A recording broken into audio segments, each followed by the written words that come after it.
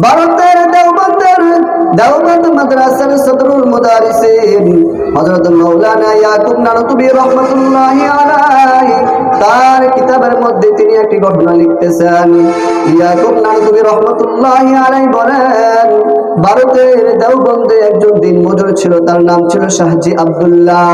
ওই শাহজি আব্দুল্লাহ প্রতিদিন মাঠ থেকে কাঁচা ঘাস কেটে এনে বাজারে বিক্রি করত। প্রতিদিন সে মাঠ থেকে কাঁচা ঘাস এনে বাজারে তিনি বিক্রি করত। তার এই ঘাসকে তিনি প্রতিদিন 6 পয়সা দামে বিক্রি করতেন।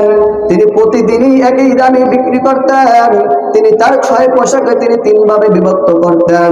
তিনি তার প্রথম 6 পয়সার 2 পয়সাকে তিনি প্রতিদিন তার পরিবারের জন্য খরচ করতেন, আর 2 পয়সা তিনি প্রতিদিন গরিব মিসকিন অসহায় লোকদের নিকট তিনি দান করে দিতেন। আর 2 পয়সা করে তিনি প্রতিদিন জমাতেন।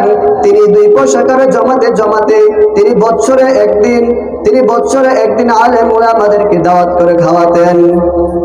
ইয়াকুব নানুতুবি রাহমাতুল্লাহি আলাইহি বলতেছেন, আমরা সারা বছর অপেক্ষায় থাকতাম কবে শাহজির ঘরে আমরা খাবার খাবো।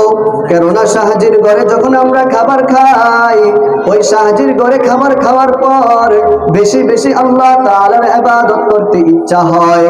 এজন্য আমরা প্রত্যেক বছর থেকে আমরা চেষ্টা করতাম যে বছরে একদিন হলেও শাহজির ঘরে আমরা খাবার খাবো।